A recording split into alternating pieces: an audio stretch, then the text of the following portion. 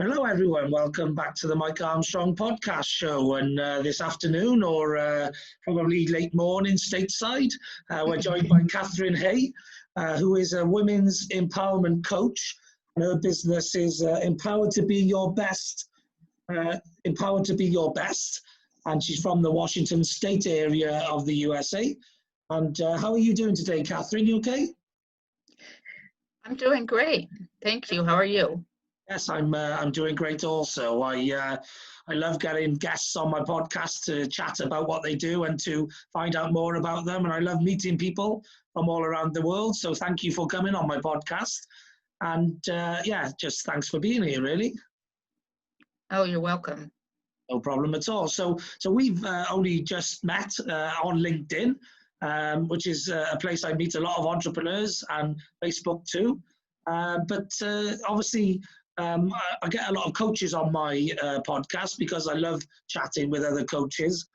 So tell us a little bit about your women's empowerment coach, what you empower them to be, if you like, and what areas you work on in the coaching realm. You know, what areas you coach, etc. Well, basically, I concentrate on a cornerstone of the four areas, which is self-esteem, self-worth, self-respect, and self-confidence. And I work with them to build a strong foundation around that area. And but I specifically work with women to help them set boundaries in their personal and professional lives, which I believe allows them to experience more freedom in their life. Okay. So what sort of boundaries do you like your coach clients, if you like, or mentees? What sort of boundaries do you like to set for them? Well, it can be. It depends on the individual. It can be anything from they are just, a lot of women, if they're married and have kids, a husband, and they're working, and, they have commitments at work, and then they have, of course, commitments at home. And sometimes they have other people, friends expecting them, asking, can you help with this or that? And women tend to want to be everything to everyone, and we have a hard time saying no. And but then we end up being completely overwhelmed, and we start getting resentful. And of course, the more we don't, put ourselves first and continue to say yes, then that resentment continues to compound, and it can cause us a lot of problems. And we tend to feel that if we put ourselves first, that we're being selfish. But there's that old saying, you can't be good for anyone else until you're good for yourself. So it's a difficult situation. It can be anything as simple as that to someone who's in a situation where they're being abused, where they obviously, need to get out of that situation. And so they definitely might have issues of self-esteem and self-confidence, and they don't value themselves when they're in that situation. So they really need help in that aspect of getting to that point, so they have the the strength to leave a bad situation. Yeah, definitely. So you help them to structure their lives, get some balance in their life, and actually get them to work on their self-belief, their self-confidence, their self-love, etc., in order to be able to have the strength, to say yes when they need to say yes, and to say no when they need to say no. Yeah, absolutely. That's exactly it. Yeah, okay, yeah. So you work in, I would say, it's probably similar areas to myself, really. I work on giving people the mental strength, if you like, to go after their goals and to want to achieve whatever it is they want to achieve, and to aim big and to go after them. And obviously, whether that be men or women, you know, sometimes they need to work on their self-confidence, their self-love, their courage, their adaptability and flexibility to get outside of the comfort zone or the limitation zone, as I have started calling it recently, and actually getting them to work on their mental strength in order to go off and achieve whatever it is they want to achieve out of life. Yeah, there's definitely a similarity there, and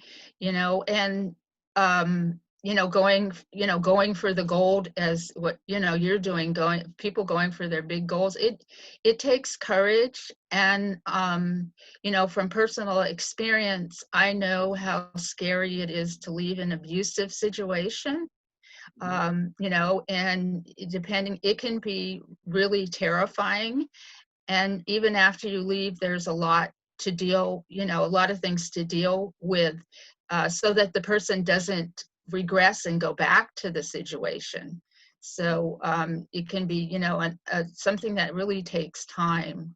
And that the issues that landed them in that situation are something that really needs to be dealt with. Yeah. Okay. So obviously you do coaching, and you're on here talking about it. Do you do speaking as well about this subject, and online courses and all that sort of thing? I haven't done online courses yet, but that is definitely in my future. I have done speaking about this more actually locally when I was in the Bay Area. I've only been in Washington for months, and I'm able to, of course, speak online, but I had been speaking in person, which unfortunately isn't possible right now. And I really would like to be able to eventually speak nationwide and then globally, because it's not just a problem in the United States. It's all over the world. Yes, definitely, and women in particular, I think, do sometimes struggle. Like something I struggle with from time to time, saying no to people, but that's because I'm positive and I'm optimistic, and I like to say yes, because you never know where yes is going to lead. But absolutely. But people sometimes say, I don't say yes because I'm pressurized to say yes, or I feel I have to say yes because it's my duty. I say yes because I like exploring and I want to see what's the other side of yes. But when you're saying yes because you're duty bound, or you feel that you have to do everything, then that's when you need someone to come along and give you some structure and some guidelines, because if you can't stand up for yourself, sometimes you need a referee. You need somebody to give you the rules of engagement, so that you can feel good with yourself, that you're doing everything that you need to do in the right proportions and the right balance. Oh, yeah, definitely. It's difficult. A lot of times women are very isolated by their abuser, and they have lost their connections with family and friends, so they really are alone. So they need to have that, support. I am planning to actually, though, extend my coaching into working with actually parents, men and women, who have really challenging issues with their grown children. And a lot of times they have issues setting boundaries as well. I mean, it's not that men don't have them. I think men just have them for different reasons. And so I'm hoping to work with people in that instance, because that can be very, very, very difficult. And so there's not really an actual definitive resource to find help with something like that. Yeah. Okay. I've got a friend in the UK works in a similar sort of area. She helps people who've been in abusive relationships to overcome that, and she teaches that in companies and councils, in like refuge places and women's places. She'll work for the council and all sorts of places. So I should direct you to her. Her name is Suzanne Smart, so she does what you do. she's from Wales, but she's based in the north of England. And you should definitely connect with her because you'd have, similarities and maybe could do some stuff together and all that sort of thing. She does some collaborations with other people as well.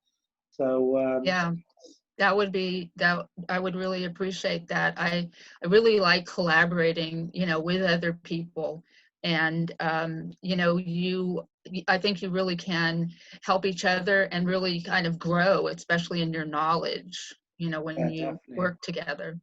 Definitely. I've got a mastermind group where I get strong communicators, podcasters, and social media people and all sorts. We meet up on a Sunday, which I done earlier today. It was 1 till 3, and we do 7 till 8 on a Wednesday evening UK time. And that's full of people who are doing similar things, but in different areas and stuff. And as Think and Grow Rich says, the power of the mastermind. The compound effect of the knowledge and actually having a good team of people who are striving for similar things. And now you get to learn a lot off each other and collaborate together and do joint events and whatever, So I think it's a really good thing to connect and network with people who, are in similar spaces and synergy spaces and also different spaces from time to time. Well, yeah, every experience that that we have is different. Everyone's, what people may have been through something similar, but their experience is always unique, and everyone has their own perspective, to bring to to a situation, and so that's where we can really, learn and I always love expanding my network. I've always loved, even when I was a little girl, traveling places and meeting new people. I just always found it very exciting. Yes, definitely. I love it myself. I love travel. I love cultures, trying different cuisines, everything really, going to different places, unusual places. Just like, to me, life's about living. It's about enjoying. It's about experiencing. So it's about, trying to cram in as much as you can because, to some people, 80, 90 years, however long it is, 100 years seems a long time. But for me, it's a blink of the eye. You know what I mean? And actually, in the grand scheme of things, in the grand scheme of the universe, it is a blink of the eye. So you've got to try and cram in as much as you can because you only get one life and you don't want to live a life of regrets is my motto. So, try and do everything you can, Oh, yeah, definitely. Yeah, I look back on the years sometimes and I think, wow, where did it go? Yeah. When you're young, you don't look at it that way. But yeah, and then you feel like, oh, time, I don't have enough time. There's still so much I want to do, and there are a million things I still want to do. Yeah, definitely, especially this year. Where this year disappeared to, who knows? But a crazy year that it is. Yeah. Well, it has been terrible, and my heart goes out to everyone who's suffered through this, and but it's also been a learning experience, and I think definitely it outlines more than ever how we have to work together as human beings to create a better world, because that's the only way it's going to work. Yes. We're all here, we're all alive on the planet, and if we don't pull together, then we're not going to make it. So that's right. And obviously, the area that you deal with as well, empowering women, I guess they've been pushed this year more than ever before. In my knowledge, a lot of women have, because they had to become not just partners and wives and mums and business people and staff members and employees and whatever. They also had to become teachers and full-time parents. Not just right. So they really squeezed at the moment. So have you found, maybe that's been good for you for obtaining new clients, because there's some more women out there struggling with that balance? Yeah, it's, it, like you said, it's a different kind of situation. And I think it, at first, again, it's that women, we think we can do it all, and we do try to do it all, and then it really leads to definite overwhelm. So I would say, yeah, that really has made people look at needing to have some outside support, aside from what they have, because obviously the husband is struggling too, if they're married, or the boyfriend. So they need some kind of outside support from someone who understands what they're going through and can be there, for them. So I can't imagine doing that. My kids are grown. I can't imagine having little kids at home and teaching. So yeah, I've had a great productive time this year because of being at home and having the extra time and all that. But if you've got little ones running around again under your feet and that, it probably would have been torture, because it's hard enough bringing up young kids and having a young family and doing everything you got to do, and still having the bits of time off for schooling time, etc. But you're not getting that time off, and you're having to do everything. You must, like you said, overwhelm. It must have been overwhelmed for quite a lot of people, and probably they're the ones itching to get back out and back into work and those places. Like with me, I don't care how long it's for. I've been working from home for 8 years, and I'm going to carry on working from home. So it doesn't really matter how long it goes on for some people. Right, exactly. It's even though we love our kids, we need a break. We need to get away from them, and have alone time or adult time or whatever it is, and people are just not getting that. They're just exhausted. Yeah, definitely. So have you done any particular pivoting during the this year, or was you already set up for online before that? Oh, I was already set up for online before that. So I, other than moving during a pandemic, that was a big pivot. But luckily I have not had to do anything, drastic, but I do have friends and business associates who've had to close down their, brick and mortar business. Someone I know who, teaches children after school how to do STEM principles with Legos, and she had to go online with that. Yeah. And so there are plenty of people that have really had to, as you say, pivot.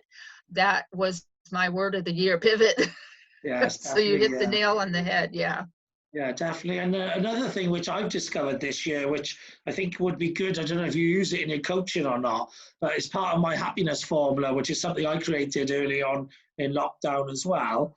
But it's meditation. And I think that's amazing for overwhelm. If you've got overwhelmed, if you've got too much to do in your life, if you can meditate and clear, it's a bit like, like when you got your laptop on and there's too many things open and it can't work properly, and you switch it off and reset it and reboot it, and all of a sudden everything works again. And that's what I think works well for overwhelm. Yeah. Even the internet's been overwhelmed this year. Zoom is shut down at times. Yeah. That's very, very true, and it gives us a timeout too, because as you said, our mind can be like having a million windows open on our computer, and it's just bouncing all over the place, and meditating can really focus you on one thing that can calm you and center you. So yes, it's definitely very important.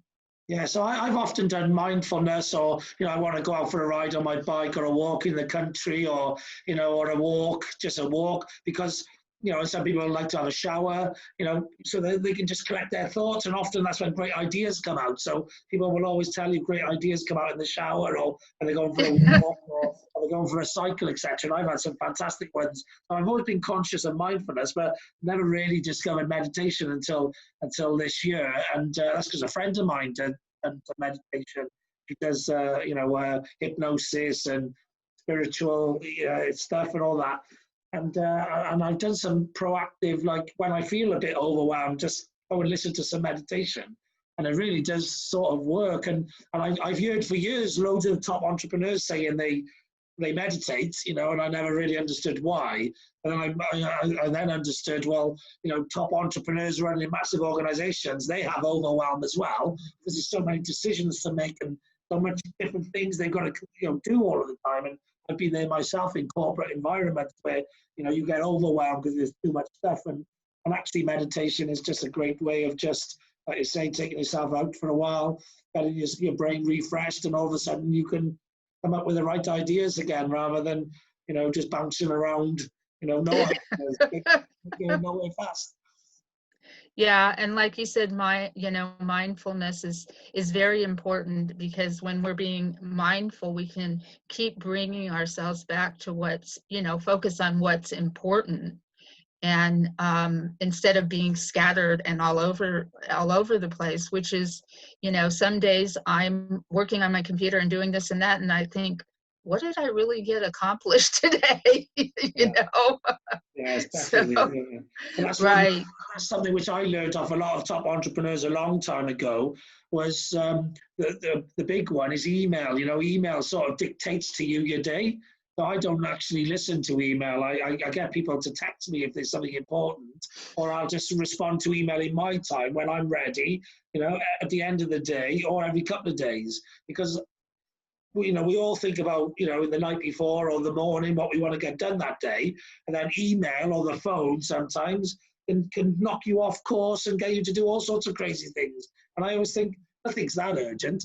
Nothing's that urgent that you have to know straight away, or can't at the end of the day or tomorrow. Or if it is, if it's really urgent, they'll ring you or text you or keep trying, and you'll pick up that something's urgent. So I always say to people, and it's something I do myself, is rather than letting things like email and that dictate to you what you do for the day, you decide what you want to do and do it.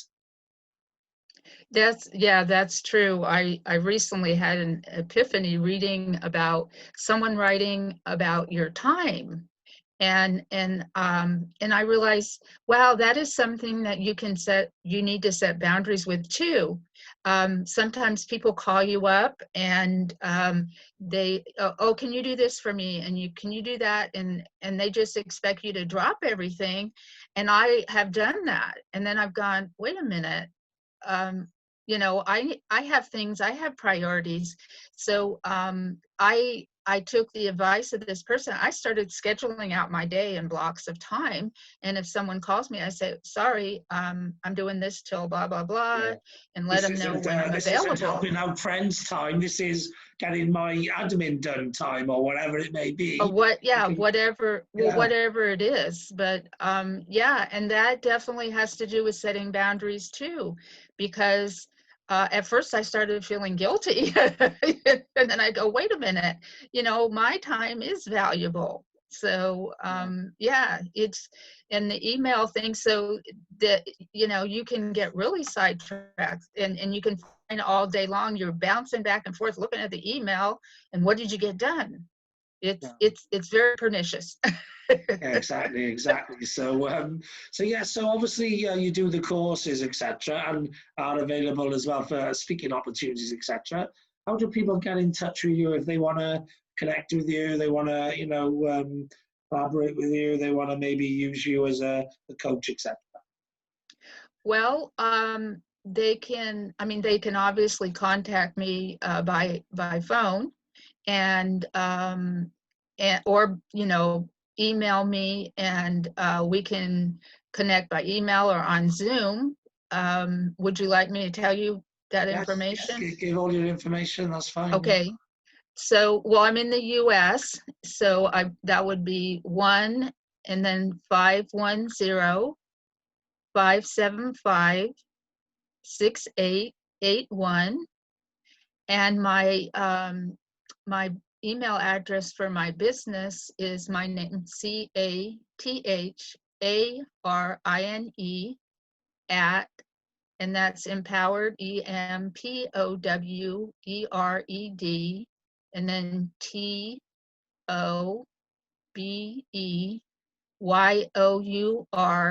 best.com. So empoweredtobeyourbest.com. Yeah, okay. And obviously that's where the website is as well, is it? On empoweredtobeyourbest.com? Yes, it's, yeah, www.empoweredtobeyourbest.com. Okay. And we met on LinkedIn as well. Do you know your LinkedIn URL, or are you easy to find? yeah, actually LinkedIn is under my name. So the CATHARINE and then HAY. Yeah, okay, yeah. So it's like Yes. LinkedIn.com, LinkedIn.com/IN/Catharine Hay. Hey, yeah. Yeah, okay. So, or you can do a search under my name. So yeah, I would have thought you'd be quite easy to find, because a lot of Catharines use ER and you use AR, don't you, in your name? So it's more unusual, so therefore easier to find in search engines. yes, yeah, it is very unusual. I believe I was my grandmother, who was born in Nova Scotia. There's a town in Nova Scotia called St. Catharines, and it's spelled that way. It's a very unusual spelling. Causes me a lot of problems. I'm sure it does. I'm sure, sometimes when people are searching for you, I only know out of experience, because just before I was going to send you the link for this episode, I searched for Catharine Hay, couldn't find you. Then I went back to my LinkedIn previous messages, scrolled down, and realised that you had an A and not an E, and that's why I couldn't find you, because I typed it in the way. So that's why it comes to my mind when you were just mentioning that, because I do a lot of SEO, search engine optimization. I'm very much aware of search engines within LinkedIn, within other socials, within Google, all these places. So although it would cause you some problems, it would also mean that you're easier to find once people do have your spelling of your name.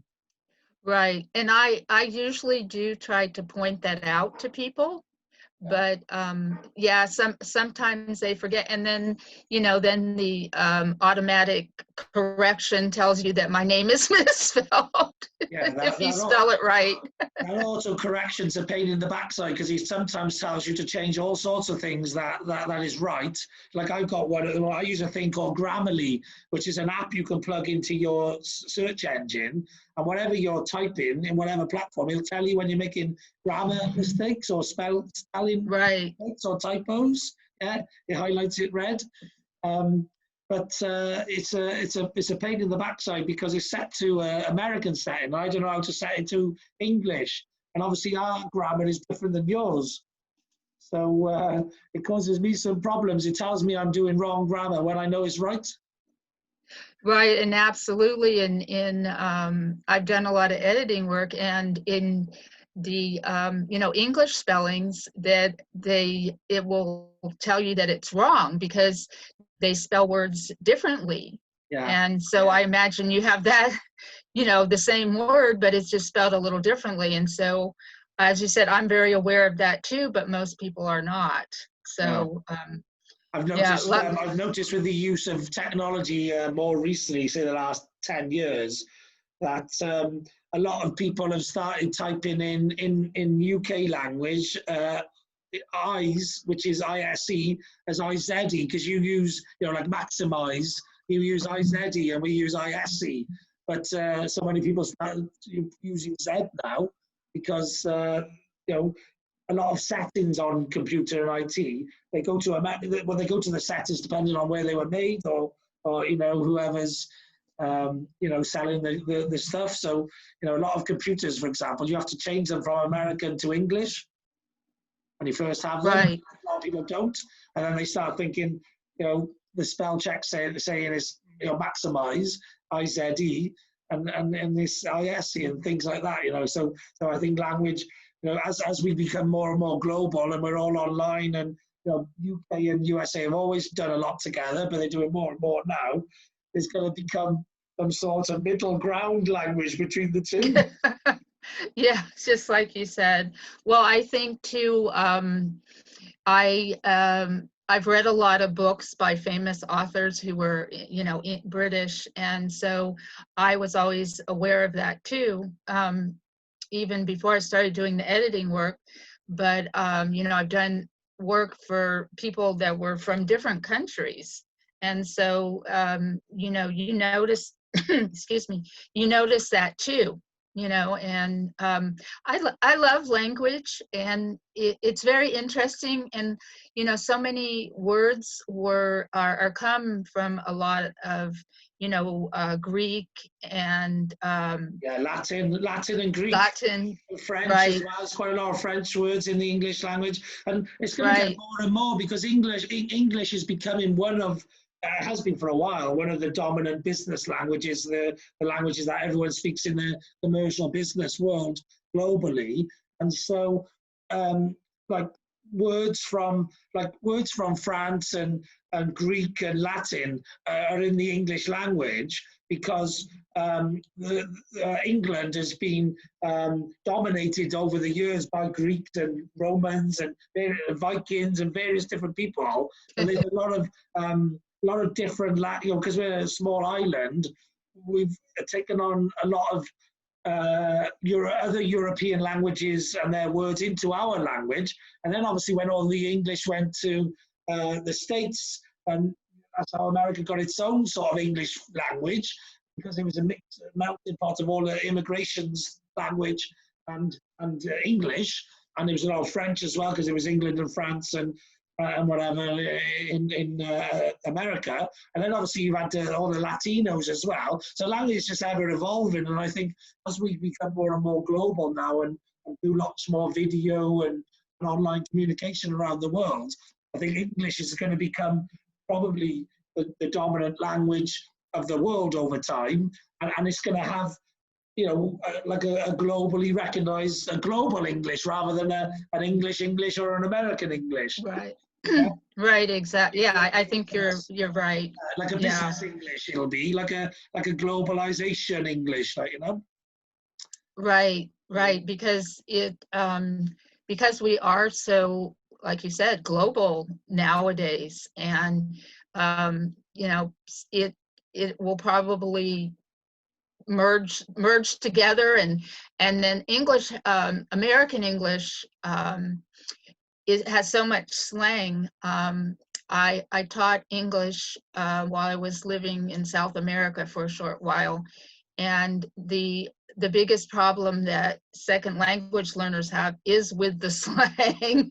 You know, there's so much of it, and then it changes with each generation. And also the meanings change, which is confusing. It's confusing enough if you speak the language, but if you don't speak the language, the actual, like for example, sick in the UK now means like wicked. It means like, and wicked used to mean bad, but then wicked became like, you know, good. And now sick is gone from feeling unwell to being like really good. Yeah. Cool. So, right. So certain words, they start off with one meaning and then get a different meaning. And so, you know, it must be very hard to learn a language when, you know, it's spelled exactly the same way and that, and it just has different meanings depending on, I suppose, the pronunciation. How it's said is more, you know, relevant to what it means. So I know, for example, if somebody older generation tells me that they're feeling sick, that means they're not very well. If somebody of the younger generation told me like, oh, I'm feeling sick, man, or something like that, then that would mean that they're not feeling, they're feeling great. Yeah? So it's the same said by a different generation in a slightly different way. So that must be very difficult to learn those sorts of differences, you know? Right. I was thinking the other day about when I was a kid, and the predominant slang was to say something was bad, which meant it was cool, you know, like bad. And our parents would get so confused. They say, well, if it's, you know, if it's bad, then why are you? And we're like, no, bad means good. And they would just look so confused. Well, I think the evolution has been, I think, probably bad, wicked, sick. Yeah, right. Bad, wicked, sick. So probably the next one's going to be revolting, because that one hasn't actually gone to the good side. Yeah, that's still bad. So that's the only place that they go after sick is that's revolting. That's I'm afraid that you might be right. Yeah, it hasn't happened yet, but it doesn't mean it won't. It doesn't mean it won't. But no, I like Right. language as well. So I love to talk language. So even though we both like to help people with their mental strength and their fortitude and their life, if you like, and their life into shape, it's always good to talk with people about other things as well. And I think Americans and Brits always have interest in each other's language because it's similar but different. Right. It is similar. It's but there are interesting differences. Like we call a car trunk a trunk, and you call it a boot. Yeah. And the bathroom is the loo and things like that. Trash cans and bins, sidewalks and pavements. And I think I think you call I forget what you baby strollers, I think you call them something different. I can't remember what it is. Push chairs. Yeah. And the first time I said, yeah, so push chair. Okay, well, logically that makes sense, but that's so different. And that's how exactly, that's how I always think about American language. You can always understand what Americans mean, even if they're using different words, because they all make sense. And that's the same as the Brits, really. Because words are fairly descriptive of what they are a lot of the time. A push chair, well, it's a chair on wheels, so it's a push chair. And then a baby stroller, well, you could put a baby in it and go for a stroll. So they both make sense. They're just, when they were invented, on your side of the thing, you used a descriptive, a description to describe the product. We use a description to describe a product. They just were slightly different descriptions of the same thing, It's like you use cell phone and we use mobile phone. So you describe the fact that it's got a cell in it, so it's got a SIM card or a cell. Yeah. So you describe the phone as having a phone with a cell in, and we describe it as being mobile because you can walk around with it rather than it being fixed. I think mobile is sometimes used, but mobile is more used like when you look at a form and sometimes they'll say mobile phone instead of cell phone. But as far as it's spoken, I think we say cell phone more. And, I also found it's interesting, as we have technology, I speak Spanish conversationally. I learned it when I was out of the country. And so, in the Hispanic culture, they started using a lot of the actual words for some technology, instead of creating translating. Yeah. That's the same as like Welsh. Welsh is a very old language. So basically any word that's like from like 50 years onwards or something like that, much more recent words, anything to do with, definitely to do with the internet and technology and that, they just use the English word. So the Welsh word and the English word, even though they're separate languages, they'll have the same word for technology stuff. And that is why I say the globalization language is going to happen, because Spanish do it, the French do it, everybody. Most people's language for web is web, and internet is internet, and tech is tech, so most languages now, they just adopt, the most used phrase because they had to learn it anyway. And so what was the point of just translating web into something else? We just call it web, as globalization kicked in and got more and more. And that's why I think, that over time, we're all going to be speaking the same sort of language, because all the new stuff that gets invented, we'll all use the same word for. And so as older language disappears and new language grows and takes over, we're all using the same words for the same things. It's like with hoovers, vacuum cleaners. I don't know what you call them in America, actually, vacuum cleaners. Vacuum cleaners. Yeah, okay, but we call them hoovers quite a lot, which is a brand name. And actually, what's happening with the iPhone, a lot of people don't call them a mobile phone or a cell phone, they call them an iPhone.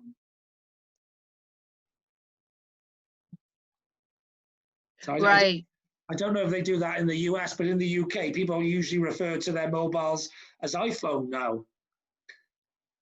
We still say cell phone, and we'll say, do you have an iPhone?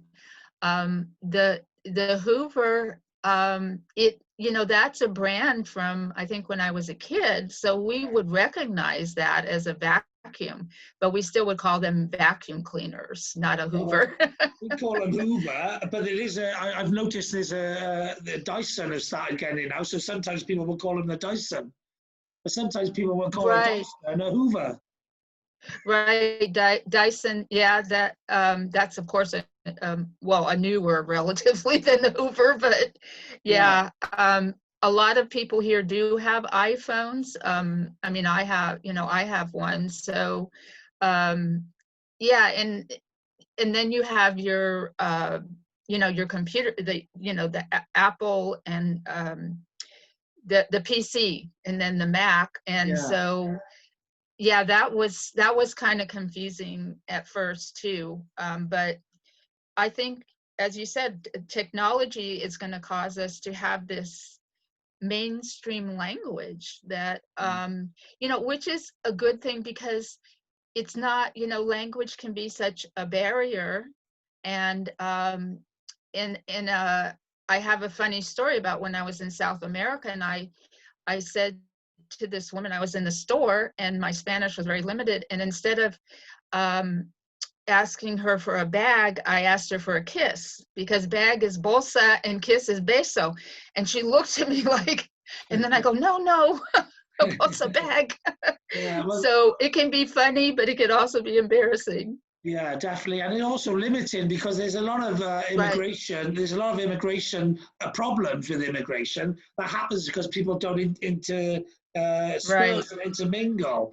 And so can make themselves understood and feel part of whatever society they're in, when ultimately we're all human and we're all part of the globe. And the more we can all communicate with each other on whatever level that may be, the more we can, not feel alienated and be able to collaborate together and support together, which, as the pandemic have shown, if we all pull together, we can, get ourselves over some of the global problems that we face. And we're not going to be able to do that if we all stay separate and don't get involved and collaborate together. Right. Yeah. And Spanish is almost a second language here. So I found it very useful. And I've helped people when they've had a problem, but I also tell people it's very important to learn the language, because you're so limited if you don't. You're limited in lots of things, and people will stay in their own community. They can only get certain jobs. So I actually, love teaching people English, but because, it really opens up your world. And I love learning other languages. I just wish I was better at it. Yeah. Well, a friend of mine has got a podcast where she helps people. She interviews immigrants, etc. And she also has got a coaching course where she helps immigrants to the United States deal with their accents to be able to be better understood. So you might want to speak with her as well, Lena, because there may be some people that she's dealing with who need some of what you do, and vice versa. Oh, right. Yeah, right. Like I said, I love working with people, especially when, there's a language issue. My students, when I was in South America, they loved me. They said, you speak very clearly. You don't speak too fast. It's much easier to understand you. Yeah. Usually when someone here who's American talks to someone who doesn't speak English very well, they tend to yell, and it's like, that doesn't make you better understand. No, you're better off slowing down the tempo rather than talking louder doesn't.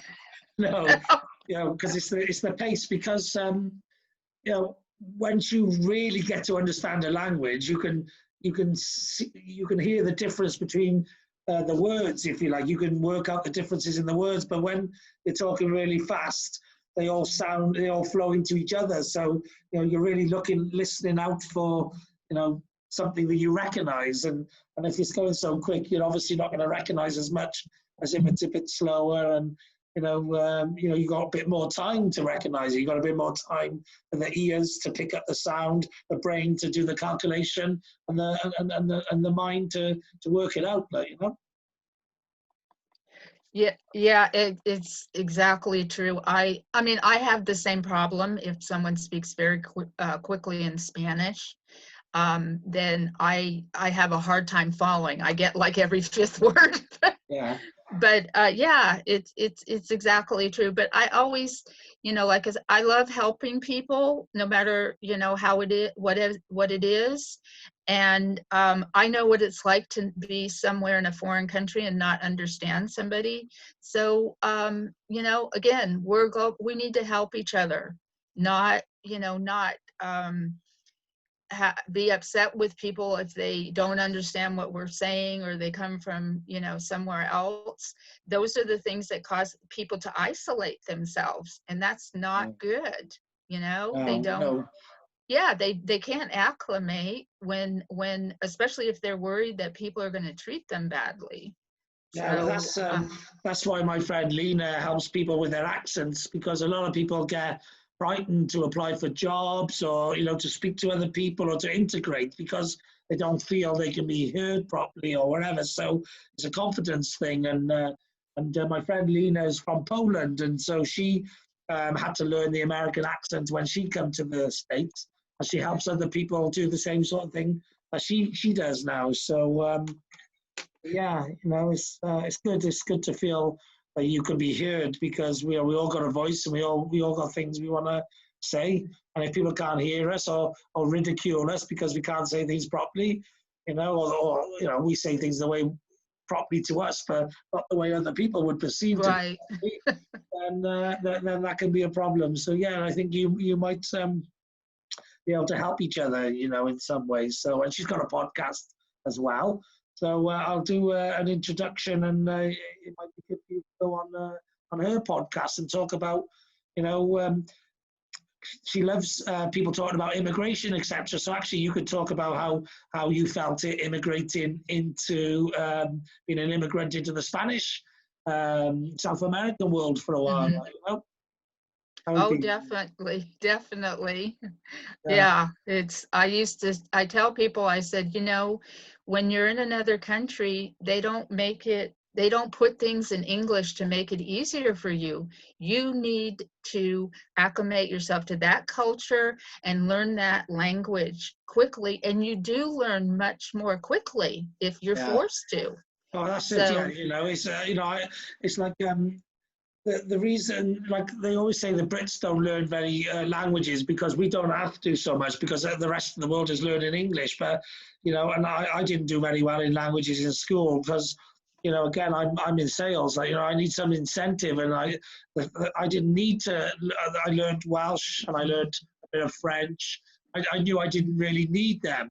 If I was moving to France, like say next January, in 2 weeks, I could probably learn most of the French language. I'd learn a lot of the stuff that I needed to, because I'd probably be listening to stuff non-stop all day, every day, weeks or whatever. So it all depends how much the incentive is on how much you need to learn. That's the way I work.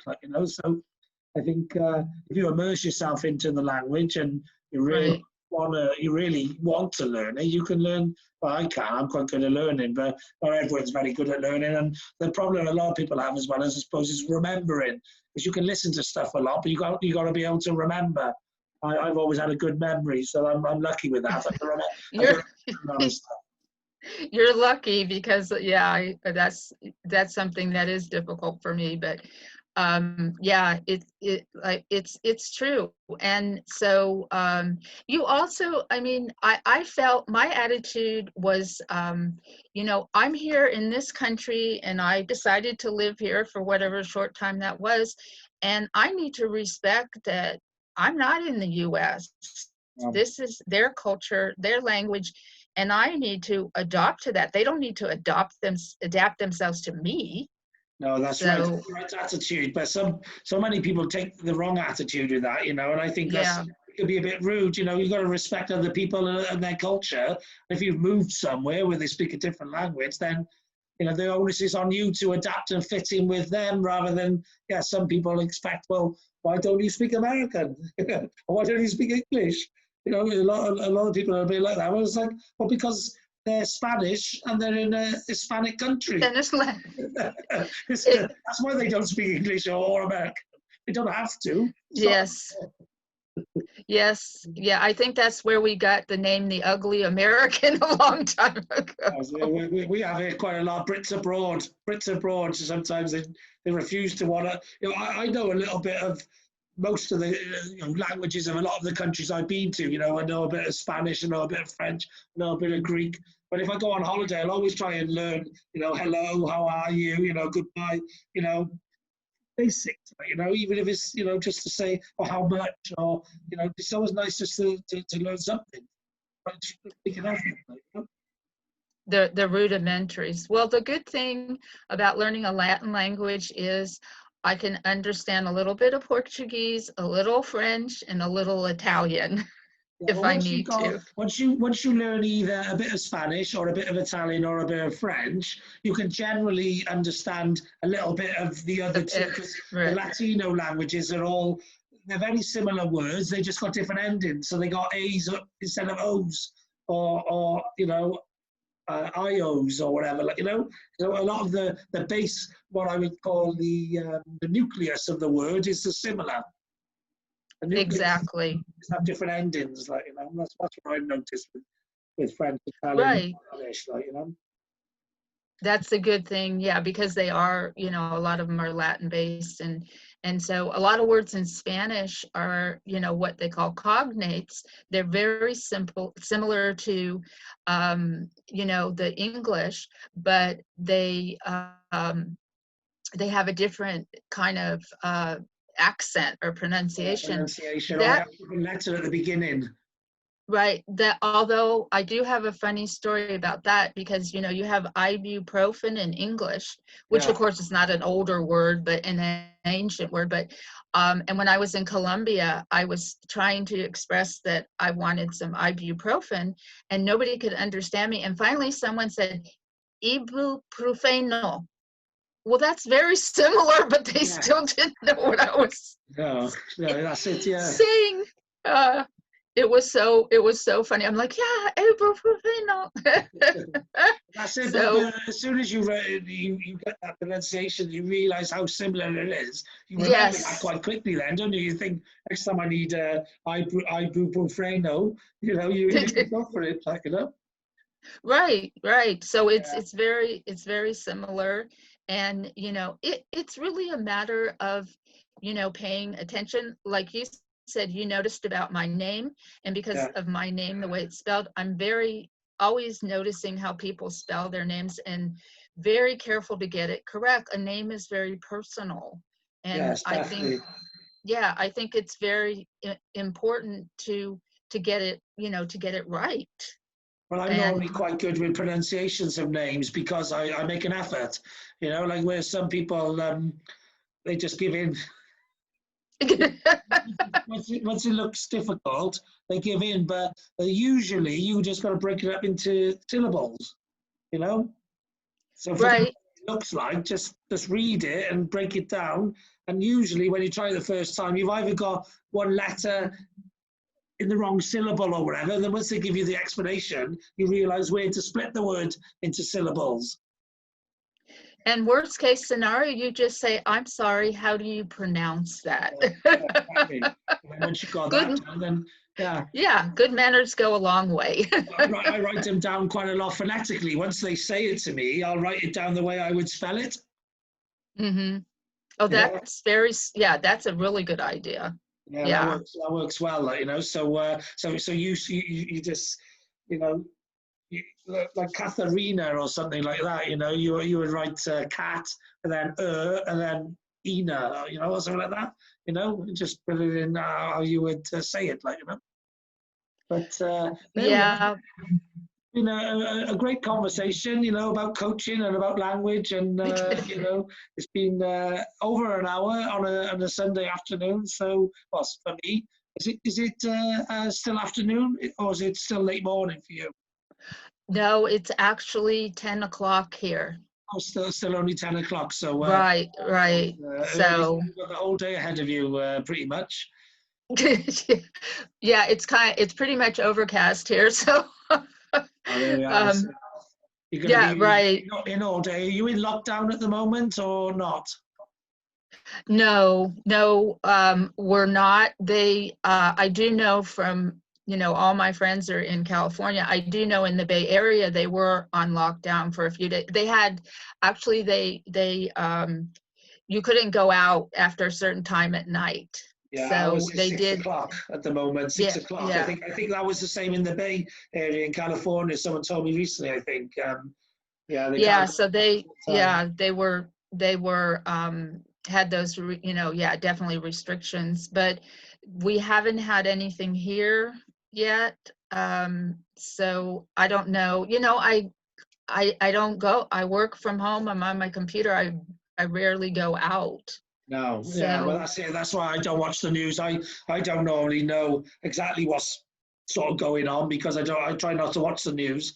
It's so miserable, but you pick it up on social media or different places now and then. Or if I do watch the news, I'll just watch the headlines and then switch it off then because that's all the news. The rest of the 30 minutes or hour is just about going over the same stuff as the headlines, just looking at it from every angle that they possibly can.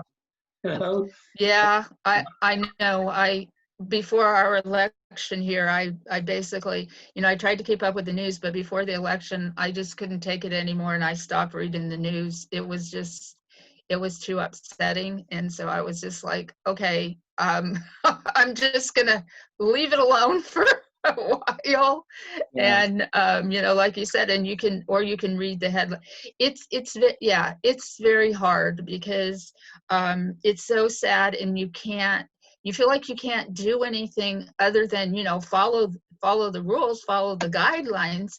But other than that, the stories are so sad, and your heart goes out to the people, and the medical personnel, the people who are ill, and you feel horrible because you can't do anything. So again, speaking of overwhelm, that can make you paralyzed. Yeah, definitely. I try not to at the end of the day, you don't need to keep score if you like. We know it's a bad situation. We know it's bad. Right. I don't need to know I don't need to, some people are obsessed with the numbers, and it's like can't be good for you all the time. Well, I know it's not good for you. Mentally, it's not good for you. So my advice is always just dip in and dip out of the news and just carry on with the rest of life. And that's not just when the pandemic's on. That's just in general. You know what I mean? Because it's like there'll be a train crash, for example, in your area, and then the next 10 weeks, all you hear is train crashes from all around the world. Because they just try to Yeah. news on that same subject, and rather than just like they're always looking for more negativity to put in the news, rather than thinking, oh well, we haven't got to cover every train crash around the world. If we've got a bit of gap, let's put something good on the news. Let's put something positive. They never seem to work that one out. They're just like, how can we find more negativity? Where can we trawl around the world to find more misery? That's right. Yeah, I know it. I love it when they do like a human interest story that a dog rescued some little kid or something, but they don't do enough of those. It's like once a year or something, like that's I love business and sport. I do, because at least with business and sport there is positive and there is negative, but with everything else, all other news, it just always seems to be negative. Unfortunately, that's what the news seems to thrive on. So, and it can, I like your analogy. If there's a train crash here, and then all of a sudden everywhere there's, and I know, and it's sad. We know that it happens, but our psyche can only deal with so much. Yeah, and we're already dealing with so much and trying to keep our heads above water. And we don't need that one more thing that's going to drown us. So that's very true. All right then. Well, thank you very much for coming on my podcast and for sharing some information about you and what you do. It's been great having a chat with you, and I look forward to doing it again sometime. Oh, thank you. I really appreciate you inviting me. It's been fun. It's been fun.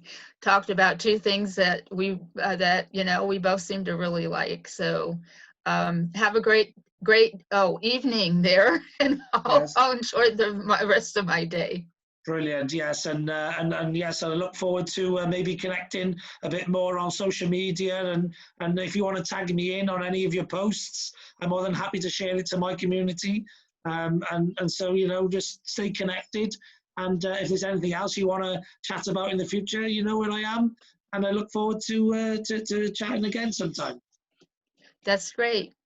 Bye bye. All the best. Bye bye.